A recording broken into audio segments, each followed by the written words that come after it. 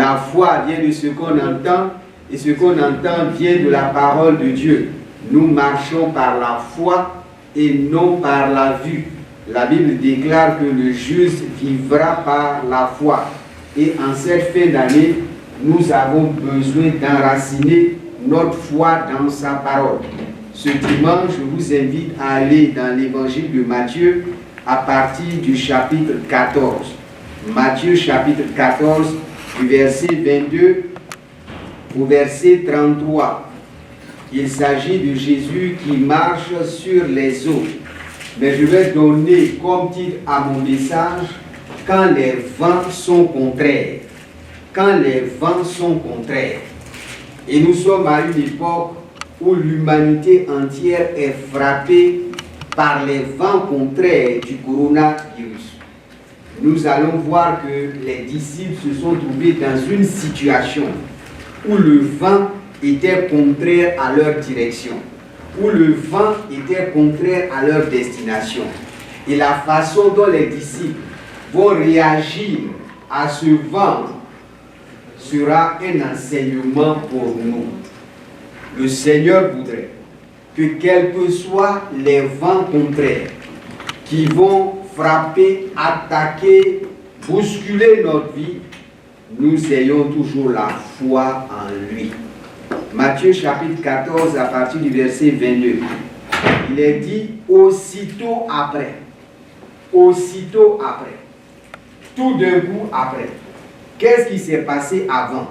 S'il y a un après, c'est qu'il y a eu un avant. Et l'avant est très important. Le Seigneur Jésus a fait le miracle de la multiplication des pains. Et Jésus, à partir de 5 pains et de 2 poissons, a nourri 5000 personnes. Les 5000 personnes, sans compter les femmes et les enfants, ont été rassasiés. Et ils ont pu amasser 12 paniers remplis de pain. C'est un grand miracle que Jésus a fait. Ses disciples ont vu ses œuvres miraculeuses. Et Jésus dit à ses disciples, aussitôt après ce miracle, il obligea les disciples à monter dans la barque et à passer avant lui de leur côté pendant qu'il renverrait la foule. Il dit, nous avons fini. De ce côté de la rive, nous allons continuer notre mission de l'autre côté. Il dit, prenez la barque et dévancez-moi. Les disciples ne lui ont pas posé la question, mais Seigneur, si nous on s'en va, qui va te prendre pour nous suivre? Donc les disciples ont obéi à Jésus. Ça c'est un bon exemple. Quand le Seigneur dit, il faut obéir. Parce que derrière l'ordre du Seigneur, il y a une bénédiction, il y a un miracle, il y a un signe formidable et surnaturel pour ta vie. Et Jésus a renvoyé la foule. Le verset 23 nous dit, quand il eut renvoyé, il monta sur la montagne pour prier. Après qu'il ait passé des heures à enseigner la foule, à faire le miracle, à organiser la distribution de la nourriture, Jésus a eu encore la force d'aller sur la montagne pour prier. Parce que quelque chose de particulier va se passer dans les heures qui vont suivre. Et Jésus avait besoin d'aller en intimité avec le Père, en communion avec le Père. C'est dans la présence du Père que Jésus tire sa force, tire sa puissance. Toi aussi, en cette fin d'année, ta force, ta puissance vont venir de ta communion avec Dieu. Il est allé sur la montagne. C'est un lieu de solitude. C'est un lieu secret où Jésus entre en relation avec le Père. Trouve ta montagne en cette fin d'année pour prier à l'écart. Et comme le soir était venu, il était seul. Le verset 24 nous dit, la barque déjà au milieu de la mer était battue par les flots car le vent était contraire. La barque allait dans cette direction et le vent venait de la direction opposée, ce qui rendait la navigation difficile et dangereuse. Les vents aujourd'hui sont contraires à la marche de l'humanité, à la direction de l'humanité. Ces vents contraires ont déjà ravagé la vie de plus d'un million de personnes. Et nous sommes comme l'humanité, en tant qu'enfants de Dieu, dans la barque où Jésus nous a dit, allez à l'autre bord. Pendant qu'ils étaient dans cette situation difficile, Jésus priait. Et la bonne nouvelle pour toi, c'est que malgré les vents contraires du Covid-19, Jésus intercède pour nous auprès du Père. C'est son ministère aujourd'hui, le ministère d'intercéder pour nous auprès du Père. Donc, quelle que soit la violence, la virulence du vent contre la barque de ta vie, Jésus, dans la présence du Père, prie pour toi. Verset 25, à la 4e veille de la nuit. Jésus n'est pas venu à la première veille, à la 2e veille, à la 3e veille, à la 4e veille. C'est-à-dire entre 3h et 6h du matin. À la 4e veille, avant que le jour ne commence, à la 4e veille de la nuit, Jésus alla vers eux en faisant quoi? Marchant sur la mer. Waouh! Il a passé du temps dans la présence du Père. Jésus est tellement chargé de la puissance de Dieu qu'il a défié les lois de la nature, les lois de la gravité. Un homme ne peut pas marcher sur l'eau. Mais Jésus, par la puissance de Dieu, par l'onction de Dieu, par le temps qu'il a passé dans la présence de son Père, il a pu dompter la mer et marcher sur la mer. Ce Jésus que tu sais, c'est un Jésus puissant, c'est un Jésus miraculeux, c'est un Jésus qui peut faire ce que l'intelligence et la force humaine ne peuvent pas accomplir humainement, marcher sur la mer.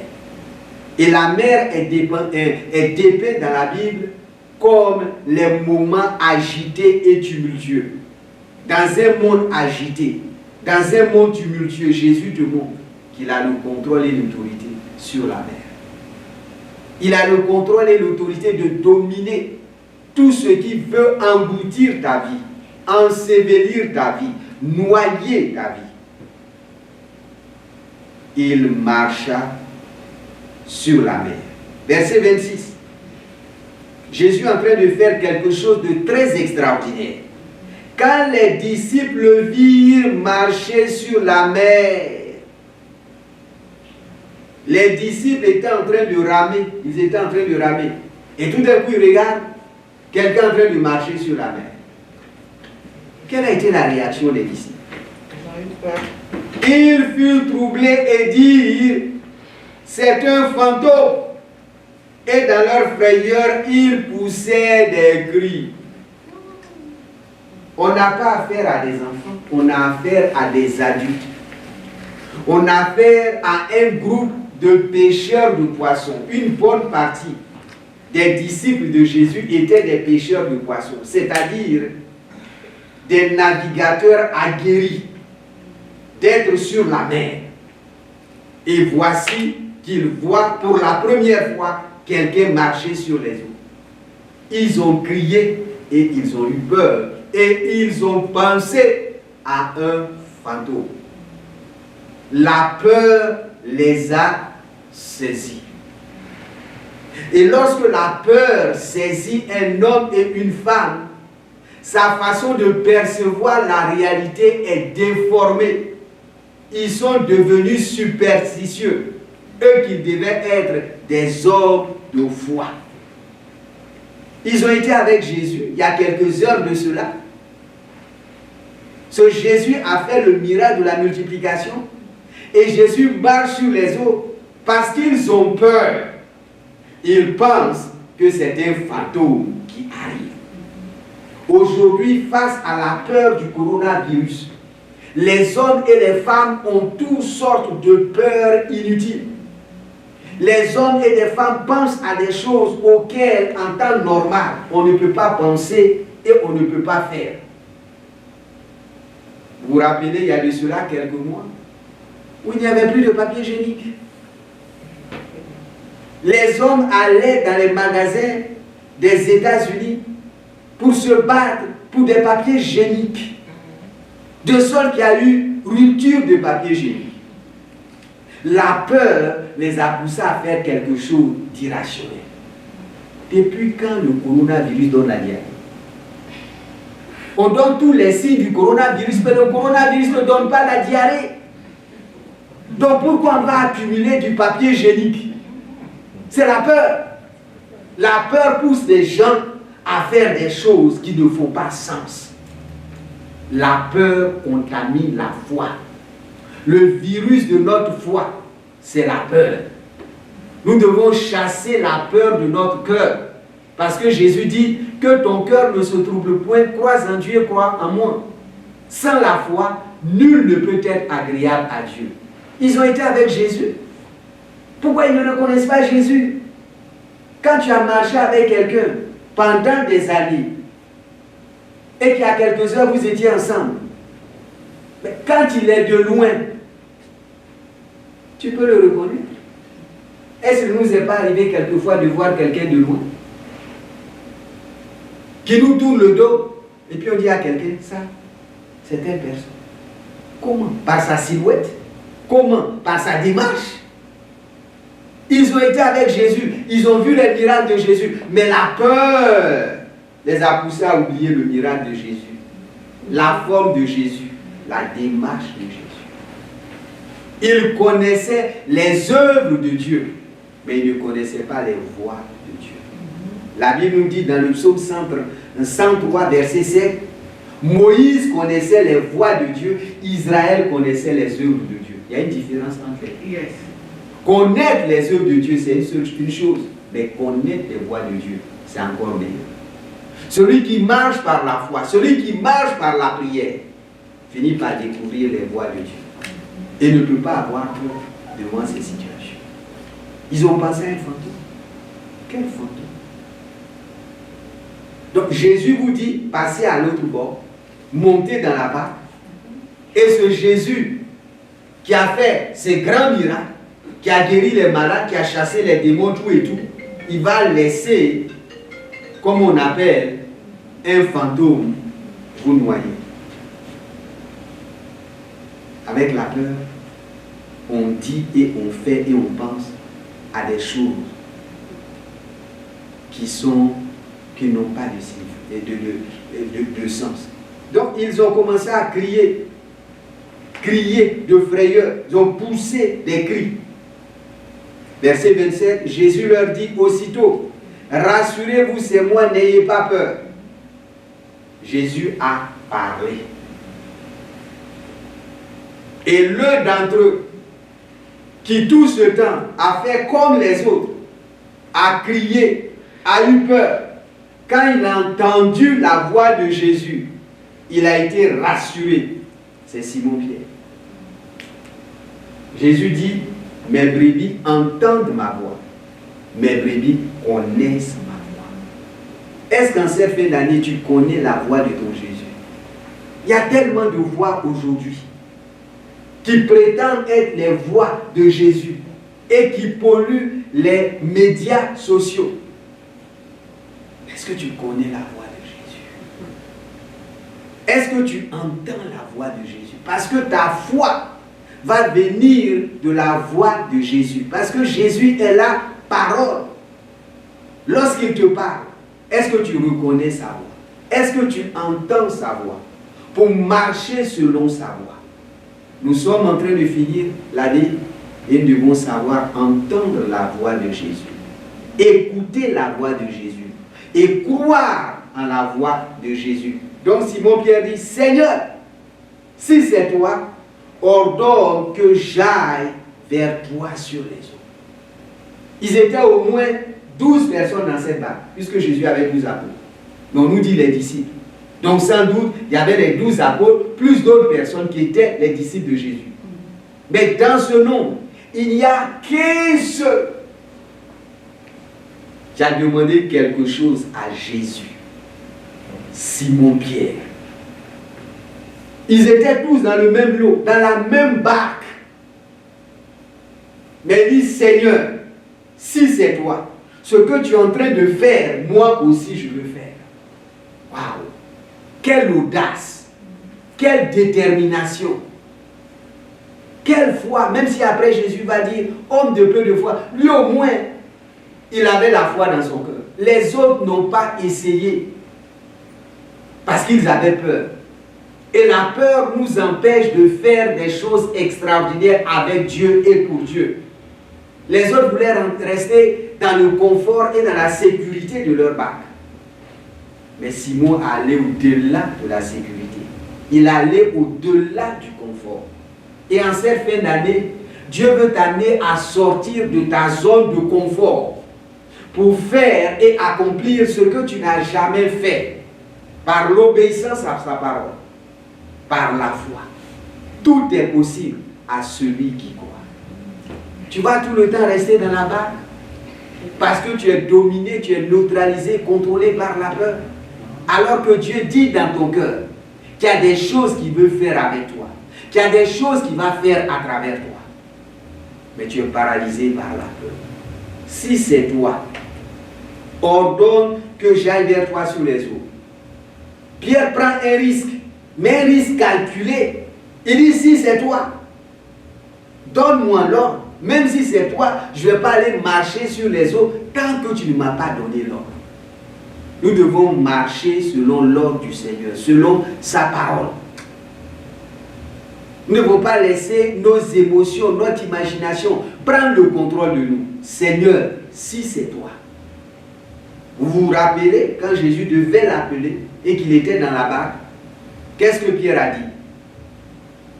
Seigneur, sur ta parole, je jetterai le filet. Sur la parole de Jésus, nous voulons faire ce qui est bon, agréable et parfait. Jésus lui dit aussitôt, pardon. Et il dit, ça c'est Jésus, viens. Waouh! Pierre a adressé, je peux dire, une longue prière à Jésus. Seigneur, si c'est vraiment toi, ordonne que je vienne. Quelle a été la réponse de Jésus? Viens. Ça c'est Dieu. Dieu ne parle pas avec de longues phrases. Tu veux être guéri? Sois guéri. Tu veux être délivré? Reçois la délivrance. Tu veux que je te bénisse matériellement? Je te fais prospérer. Viens. Est-ce que quand le Seigneur te dit viens, tu entends ce viens et tu vas obéir à ce viens? Jésus dit, Pierre, viens. Et Pierre est sorti de la barque en obéissant à la voix de Jésus. Ne fais rien de risqué sans entendre la voix de Jésus. Beaucoup de chrétiens aujourd'hui ont été ruinés parce qu'on leur a présenté de bonnes affaires qui allaient leur rapporter de grands profits. Ils n'ont pas consulté le Seigneur et ils ont tout perdu. Quelquefois même au risque de leur liberté. Ils ont échappé à la prison de justesse. Pierre sortit de la barque et marcha sur les eaux pour aller vers Jésus. Il est sorti de la barque. Il est sorti du milieu des 12 et de plus. Le confort, la sécurité de la barque. Il a commencé à marcher sur l'eau. Il a commencé à marcher sur l'eau. Aussi longtemps que Pierre regardait à Jésus, il dominait l'eau. Quel est l'enseignement que Dieu veut nous donner? Aussi longtemps que nous aurons les yeux sur Jésus, les vents contraires n'auront aucun pouvoir contre notre vie. Ayons les regards fixés sur Jésus, celui qui est le consommateur de notre foi. Vous allez me dire, mais Pierre, il a vu Jésus physiquement, mais nous, on ne voit pas Jésus physiquement. Mais qui est Jésus? Jésus est la parole. Si nous avons nos regards fixés sur la parole de Dieu, nous allons marcher sur la mer, symbole des tumultes, symbole des agitations, des oppositions, des contrariétés de la vie. Par la foi dans ce Jésus, nous avons l'autorité de marcher et de contrôler ce qui est matériel. Il avait les regards fixés sur Jésus. Mais, voyant que le vent était fort, il eut peur.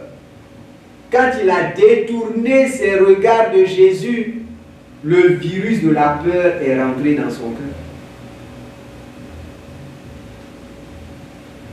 Et il a commencé à s'enfoncer. Il y a pas mal de choses qui vont se passer autour de nous dans ces 3 semaines qui viennent, qui vont effrayer, qui vont nous faire peur, parce que nous vivons dans un monde de désinformation. Les gens n'ont plus d'intégrité.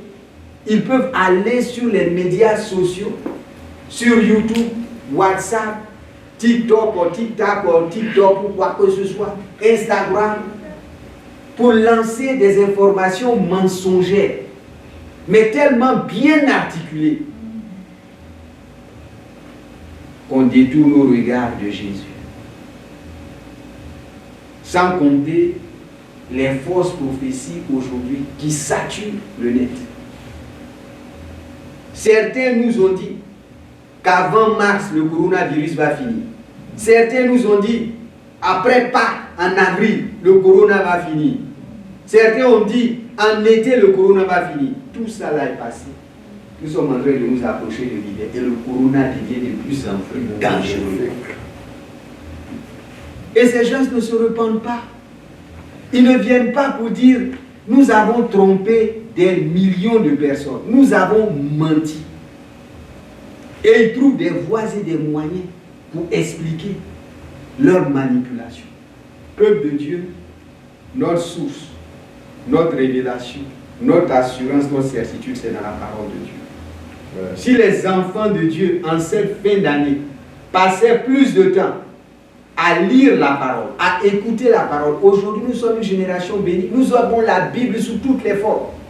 Nous pouvons écouter la Bible en audio. Sur nos cell phones, la Bible est là. Il y a la Bible en vidéo. Que ces 3 semaines qui viennent, nous puissions plus nous concentrer à savoir ce que la Bible dit et non pas ce que YouTube dit, WhatsApp dit, Instagram dit. Parce que ça va détourner nos regards de Jésus. Et quand ça détourne nos regards de Jésus, nous finissons par avoir peur. Et nous prenons des comportements irrationnels, irresponsables, quelquefois même dangereux. Des hommes et des femmes pour avoir écouté ces prophètes de malheur et de mensonges, aujourd'hui ils sont dans la tombe. Si nous écoutons la parole de Dieu, nous allons voir que Dieu nous demande de marcher par la foi, qu'il est notre protection, il est notre guérison, mais que ce Dieu nous dit aussi d'être soumis aux autorités, au gouvernement. Et ce Dieu aussi nous dit d'être prudent comme des serpents et doux comme des colons. Et Salomon nous enseigne que la crainte de l'Éternel est le commencement de la sagesse. Si nous connaissons la parole, nous mettons cela ensemble, nous n'aurons pas de problème. Qu'Internet ne soit pas ton éducation. Que ton éducation vienne de la parole de Dieu. Écoute la Bible. Si tu n'es pas un bon lecteur, mets des écouteurs dans ton oreille, plug ça dans ton cell phone. Quand tu conduis, ça va te lire Jean entièrement. Ça va te lire Psaume entièrement. Surtout, je m'adresse aux hommes qui n'aiment pas beaucoup lire la Bible. Ce n'est pas compliqué. Télécharge la Bible audio. Mets la Bible en marche. Que tu conduises partout, tu es en train d'entendre la Bible. Et la foi vient de ce qu'on entend, et ce qu'on entend vient de la parole de Dieu. Donc quand il a commencé à s'enfoncer, mais voyant que le vent était fort, il a détourné ses regards de Jésus, il a regardé au vent. Et comme il commençait à s'enfoncer, il s'écria, Seigneur, sauve! Sans doute qu'il était à quelques centimètres de Jésus. Et puis il a détourné son regard. Cette expérience merveilleuse, surnaturelle qui a commencé, Pierre l'a gâchée à cause de la peur, à cause de l'incrédulité. Mais Dieu veut que tu ailles plus loin, plus profond avec lui, de façon surnaturelle. Mais que dans l'épreuve, lorsque tu es en train de t'enfoncer, tu cries à lui, sauve. Jésus peut te sauver encore aujourd'hui. Je ne parle pas du salut, la vie éternelle. Mais te sauver dans les problèmes dans lesquels tu vas te mettre à cause de ta peur, à cause de ton incrédulité. Crie à lui, sauve. Il est là pour te sauver. Parce que Dieu aime les hommes et les femmes qui décident de marcher par la foi. L'audace de la foi. Pierre est le seul qui a fait ça. Les autres n'ont pas fait. Dans l'histoire de l'humanité, on dira qu'un jour, un homme à côté de Jésus a marché sur les eaux. Et cet homme, c'est Pierre. Et Dieu voudrait que dans un domaine particulier, tu fasses la différence. La différence par la foi, la différence par l'audace, la différence par le courage et la différence par la détermination. Aussitôt, Jésus étendit la main. Aussitôt, quand Pierre a crié, Jésus aussitôt a étendu la main, le saisit. Waouh! Je ne pense pas que Pierre était un petit bonhomme. Parce qu'il était un pêcheur professionnel. La pêche, c'est une activité physique importante. Donc tous ces pêcheurs devaient être des gens très musclés. Et Pierre était un adulte, même plus âgé que Jésus. Et Jésus l'a pris. Waouh! Mon Jésus. Pris Pierre, la belle out de la noyade. Jésus va étendre sa main pour t'empêcher de te noyer. Aussitôt Jésus étendit la main, le saisit, lui dit, homme de peu de foi, pourquoi as-tu douté? Et ils montèrent dans la barque et le vent cessa. Et ceux qui étaient dans la barque vinrent adorer Jésus, dire, tu es véritablement le Fils de Dieu, homme de peu de foi. Tu as la foi dans ton cœur. Mais garde la foi en Jésus. La foi dans sa parole te fera gagner. La foi vient de ce qu'on entend, et ce qu'on entend vient de la parole de Dieu.